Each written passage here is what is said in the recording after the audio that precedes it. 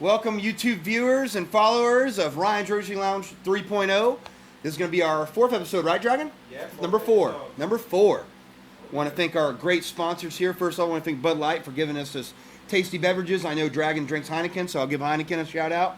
Want to thank Rye Helmets, of course. Roadracing World Magazine. Want to thank Scott's World of Wheels, Sprocket Speed Shop in Orlando, Florida. 407-203-5400. Give us a call. We can get your bike set up here in Orlando, Florida. Also want to thank Ace Cafe, Lucky Lure, all those guys for all the great support, and just all my friends and family. It's been a heck of a year. Episode 4 now. Super excited about what's to come.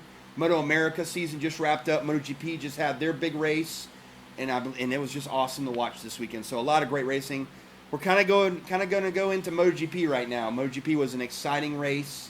Another win for Repsol Honda's Marc Marquez as he clinches another victory. It's amazing what this kid can do. The kid has been on fire just for seasons and seasons now, looking to capture, I believe, his 8th title this year, which should be his to lose. Repsol Honda's not going to be getting rid of him for a long time, so that's going to be pretty cool to see.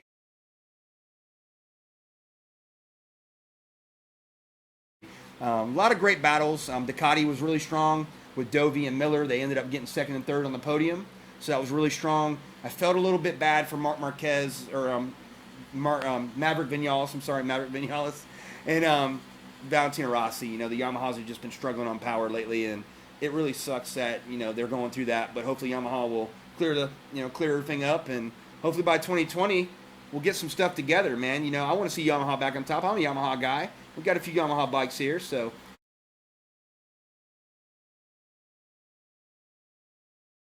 really cool to see Marquez do his thing.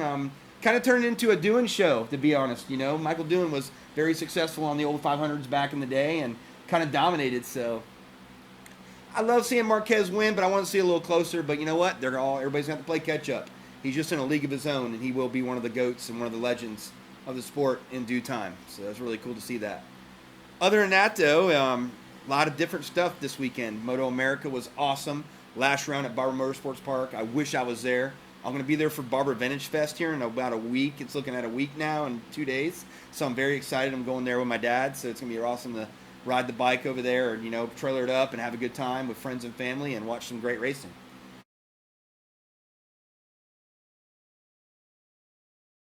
So, but on to Moto America. What a stellar championship it was all season long with these guys.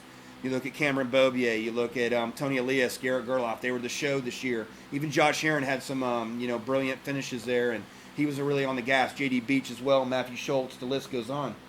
But in Superbike, we'll go straight to Superbike. There was a 16-point lead with, you know, Tony Elias leading it, going into Barber on his Yoshimura Suzuki GSXR 1000 machine. Got there, and he just didn't have it for Beaubier. Beaubier knew what he had to do, and there's a lot of teamwork there because, of course, Gerloff and Beaubier are team members on the Team Monster Energy Yamaha R1 machine.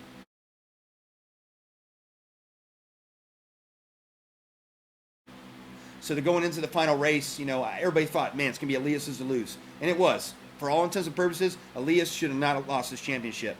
But the pressure got to him a little bit, and then, of course, Dunlop. Everybody's saying Dunlop tires was a big part of that. It could have been. I just really feel that, you know, there was a combination of both, but Elias just wasn't, you know, new pavement.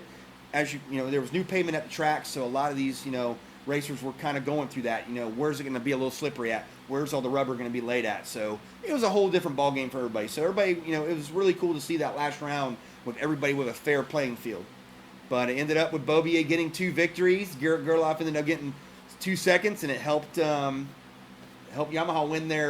win the championship again, and 4th for Beaubier now, so he's tied with Josh Hayes for Moto America titles for Yamaha, so that's really cool.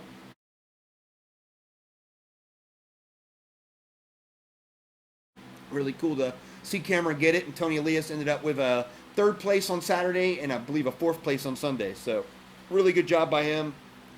And what I really like about Elias, I wasn't really a big Elias fan, to tell you the truth, growing up. He was a great rider, don't get me wrong. I mean, 250 world title, championship holder, and won a MotoGP race, beat Rossi and Roberts Jr. and many of the best to do that, and raced against a lot of the guys back in the MotoGP days. And, you know, he's got a name for himself, but it was really cool to see him go up to Cameron, and the respect that was there between him and Cameron Beaubier was really cool. So that was awesome to see that from Tony, and Even though he finished second this year, he still goes, look, man, it was ours to lose, and we did. But we're going to be coming back swinging next year. So that was really cool. So the Superbike class was just amazing this year. It was really cool to see. It was actually really cool to see JD Beach and everybody. JD Beach got Superbike Rookie of the Year. So that was really cool. A lot of question about JD Beach coming back next year. I don't know. I would love to see him come back on the Superbike. I don't think Attack Racing is going to have the funding, or they might just be pulling out altogether. Moto America is going to be going through some big changes in 2020. So there's already a TV deal for NBC Sports 1 and 2. So that's going to be really good to see that. I read that on roadracingworld.com. If you guys want to see the greatest, roadracingworld.com is a great magazine, great website. Thank you, John Ulrich, Chris Ulrich, for all you guys do. Just wanted to put a shameless plug there. But I love those guys, and I really appreciate everything they do for the lounge. But we're going to see what happens with Moto America, and it'll be good. But the Superbike season, that's basically a little recap on that. Really good season for all those guys. Kind of want to go over to Moto America Supersport Racing now. Heck of a fight all year. You had 4 main guys really going for it this year. First off, we're going to say we had, Sean Dillon Kelly, the Florida rider, came out on the Team M4 Suzuki, took a shot at it, and won, I believe he won, 3 or 4 races this year. Could have been more. I'm sorry, Sean. Was out there getting it all season long and just was very impressive. So Sean Dillon Kelly was in the hunt. Hayden Gillum was in the hunt. PJ Jacobson on the R6 was in the hunt. And, of course, your Moto America 600 Supersport champion this year, Bobby Fong on the Team X-Star M4 Suzuki, was amazing this year. What a great ride he did. Had a few get-offs this year, but he ended up just going out there and killing it like always. And just a brilliant performance by Bobby, and my hat's off to John and Chris and the whole team for the Team M4 X-Star Suzuki racing team for them to get this title. They ended up getting 2 titles this year in Twins Cup, and they ended up getting the 600 title. So that was really cool to see Bobby. Bobby, I've been a long time a friend of Bobby for a while, and watching him on Facebook and meeting him in person back in 2009, 2010, and really just watching his career, get that start. And it was really cool just to see him grab his first Moto America Supersport Championship. And I know he'll be back next year. Hopefully we might see him on a Superbike, but I think it might be a 600 deal. Who knows? But yeah, if anybody's watching, we need to put Bobby on a Superbike for sure. So I think M4 might be seeing if the dollars are going to stretch out enough, we might see him on a Superbike. Who knows? But a lot of great racing in 600. Hayden Gillum and Sean Dillon Kelly, that was kind of the mix between both of those guys. A lot of good racing between them and a lot of controversy, but it was a really good season. So Moto America 600 class is amazing, and just I love watching it. It was really cool to watch. We'll go to Twins Cup now. Twins Cup had 3 main rivals in it. Alex Dumas ended up taking the 2019 Moto America Twins Cup event and the championship all season. He started kind of coming out of his shell mid-season. A little rusty. Road Atlanta, they were running stock motors, the M4 crew was, so started building the motors up a little bit, and Alex got the confidence, so he started winning a bunch of races and just unstoppable. This kid's very good. He was the 2018 KTM Junior Cup champion, so that was really cool to see him. See John Ulrich, Chris Ulrich really bring him back into there and put him on their bike, and he delivered a championship. Drake Beecham, what a great run all season long from him. He really put the hammer down, and he was really a force to be reckoned with there. So he ended up getting second in the championship. And of course, we're going to talk about Floridian, one of my good buddies, Michael Barnes, the Boca Raton rider on the Ducati Quarterly Racing Faraci Ducati. What a great season he had. It looked like it was his championship for a long time. He had a 25-point lead at Sonoma and then had some mechanical failures, and then it kind of dropped off a little bit there for him. The bike just wasn't really suiting him, it seemed, and just some little issues. But I know, Michael was pushing as hard as he could with what he had to work with, and I know hopefully next year he can come back. But there was no doubt in my mind that I was like, man, Barnes could wrap this championship at 50 years old. He is the oldest rider on the grid. Seriously, Dragon, you got to see this guy. I've got a lot of cool posters, and we're actually going to do a feature on Michael Barnes eventually, one of these years.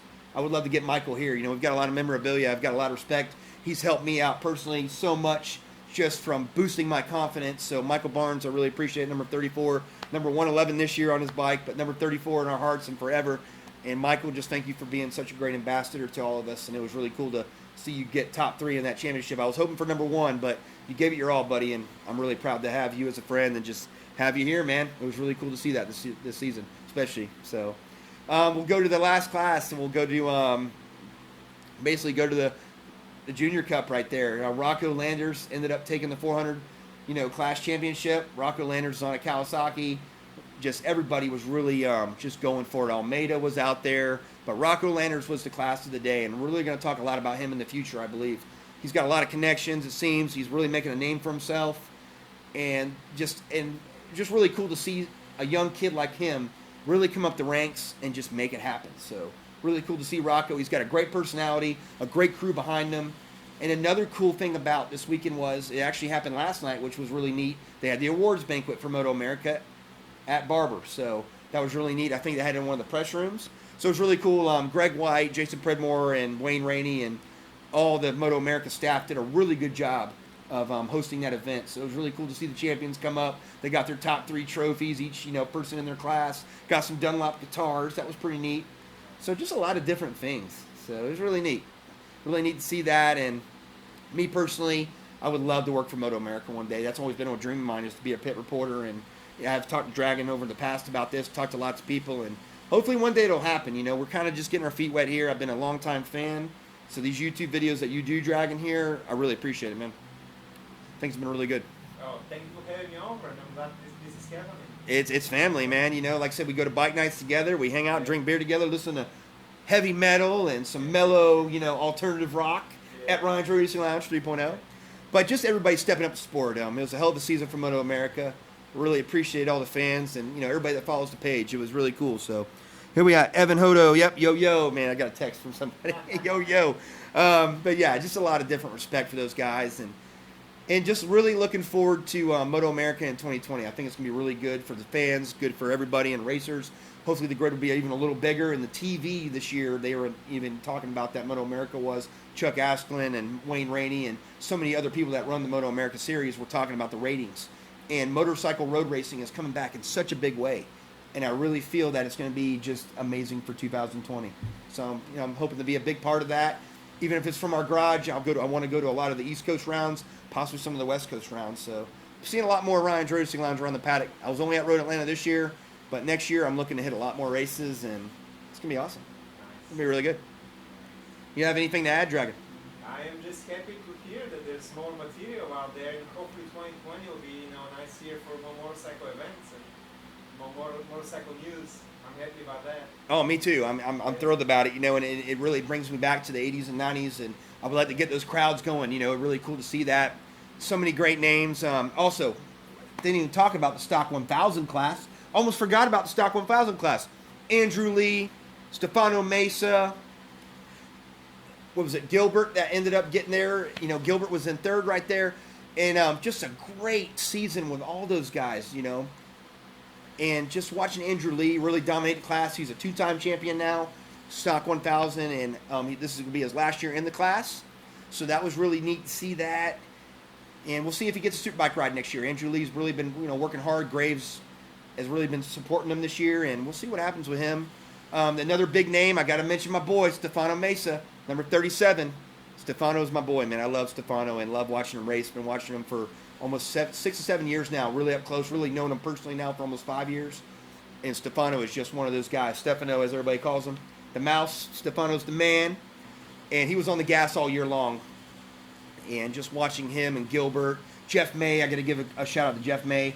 Hell of a season this year. Had a little bit of bad luck at Barber, but he was up in the running there for a while and, really did well at Road America. Ended up winning race 1, and then I believe he ended up crashing out race 2. So, but Mesa, heck of a job this season. Ended up winning one of the races at Road America. A lot of top 3 podiums. And the whole Mesa crew is just amazing. So really cool to see Gilbert, Mesa, and Andrew Lee just in that top 3. So expect a lot of big things from that class as well next year. So a lot of really good stuff going on in the road racing world. MotoGP was great this weekend. Moto America's always good. And just looking forward to the rest of 2020. Barber Vintage Fest, like I talked about earlier. Excited about that. And just, I'm just happy to be here. Everybody talks about, man, Ryan's Roadracing Lounge. This, you're lucky to have this. I really love this place. I mean, it's really good. All the cool memorabilia we have. We've got helmets. We've got cold beers. We talk smack. We can talk anything. It's a big shrine here. So really appreciate everyone's support. And just keep subscribing. If you like the videos, share the subscribe button. Follow me and Dragon here. We're going to keep doing these videos.